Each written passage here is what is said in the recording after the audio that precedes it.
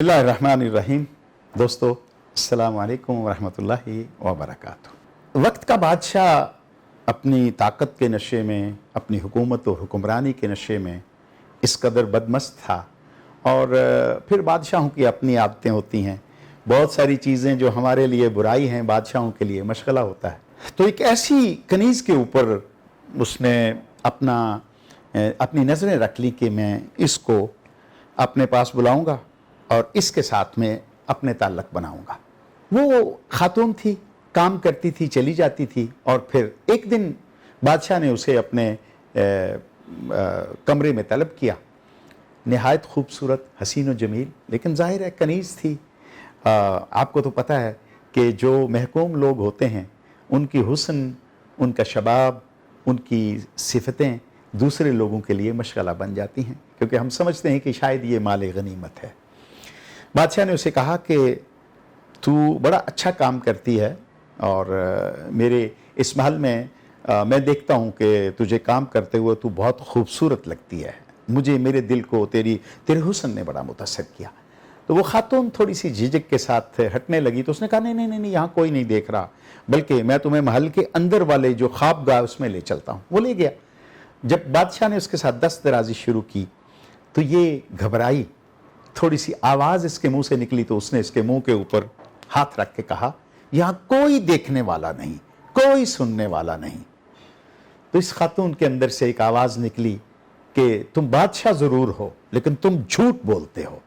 यहाँ एक देखने वाला है, एक सुनने वाला है, और मेरी मदद करने वाला भी है। वो मेरा और तुम्हारा खुदा है। अब तुम देखना, अगर मैं बेबस हूँ, अगर मैं लाचार हूँ, अगर मैं मजबूर हूँ, तो मेरा खुदा इतना ताकतवर, कवी और क़य्यूम है कि वो तुम्हें तेरे किरदार तक पहुंचाएगा। थोड़ी ही देर में ये चीजें जारी थी कि बादशाह को पसीने छूट पड़े और वो कांपने लगा। और कुछ बिल्कुल लम्हात के बाद उसने उस औरत को कहा कि तुम चली जाओ, मुझे माफ कर देना और किसी से इस बात का जिक्र न करना कि मैंने तुम्हारे साथ ऐसा इरादा किया था। सामने नाज़रीन, ये तो है उस इंसानी जिंदगी की मिसाल जहां पे कुछ कदरें बाकी थी, कुछ वैल्यूज थी, कुछ खौफ खुदा भी था और कुछ थोड़ी समझ बूझ भी थी। लेकिन जिस जिंदगी से हम अब गुजर रहे हैं उसमें ना तो कोई नासे है, ना कोई समझाने वाला है। क्यों हैं, लेकिन हम उनकी सुनते नहीं हैं। हमारी नज़र में, हमारी नई नस्ल की नज़र में, हमारी जो नौजवान नस्ल है उसकी नज़र में अपने बूढ़े जो हैं वो थोड़े से आउटडेटेड हैं, वो अपडेटेड नहीं हैं। कुछ रवैये हमारे भी ख़राब हो सकते हैं। लेकिन मैं एक बात कहना चाहूँगा कि ये जो डिवाइसेस आ गई हैं, ये जो स्मार्टफोन, ये जो आईफोन, ये जो आईपैड, ये जो सारी चीज़ें आ गई हैं, उसने हमारे लिए एक छोटी सी स्क्रीन पे एक ऐसी दुनिया खोल दी है जहाँ का मुआशरा बहुत महज़्ज़ब भी है और मादर पिदर आज़ाद भी है। अब मुझे और आपको, हम सबको मिलके अगर ये सोचना पड़ जाए कि मेरे घर के 3 बेडरूम्स में 3 बेटे या 2 बेटे और 1 बेटी अपने अपने बेडरूम में अपने अपने आईफोन के ऊपर या स्मार्टफोन के ऊपर इस वक्त क्या देख रहे हैं, क्या कर रहे हैं, या वो लड़के या वो लोग जो अपने अपने काम काज पे बाहर खेतों खलियानों में हैं, अगर उनके पास भी ये सहूलत मुयस्सर है तो आप यकीन मानिए कि 70 to 80% लोग हमारे बिल्कुल फालतू चीजें देखते हैं। ड्रामे उनकी बेकार सी और बेहुदा सी झुकते, और उसके साथ साथ म्यूजिक, और फिर वो हिजान खेज किस्म के प्रोग्राम और उनकी वीडियोस जो बरहना या नीम बरहना होती हैं। अब मुझे ये बताएं कि जब कोई शख्स, वो नौजवान हो या अधेड़ उम्र हो या नो उम्र हो, वो पोर्नोग्राफी और इस तरह की बुरे वीडियोस देखेगा तो उसका रिएक्शन क्या होगा? उसका रिएक्शन होगा मुआशरे में छोटे, कमजोर और कम उम्र बच्चों के साथ रेप केस। इतना रेप केस हो चुके हैं आपके मुल्क में, जो इस्लामी जमहूरिया पाकिस्तान और हमारी उम्मीदों का मरकज है, कि 3-3, 2-2 साल के बच्चे और 5-5 साल की बच्चियां आज हमारी सोसाइटी में महफूज नहीं हैं। उसकी बुनियादी वजह यह हिजान खेजी है जिसमें जो माहौल हमने बना रखा है। हमारे पास वक्त ही नहीं है कि हम कोई ऐसा टाइम का एक ऐसा टुकड़ा, के ऐसा पोर्शन सब मिलकर इकट्ठे गुजारें। जहां हम किसी से ये बात समझ लें कि आप अगर किसी के बच्चे या किसी की बेटी के ऊपर बुरी नज़र रखते हैं तो कोई बच्चा या कोई बेटी आपके घर में भी चलती फिरती होगी, वो आपकी बेटी भी हो सकती है, वो बहन भी हो सकती है, वो भाभी भी हो सकती है, वो खाला भी, कोई रिश्ता मुहज़्ज़ब देख लें।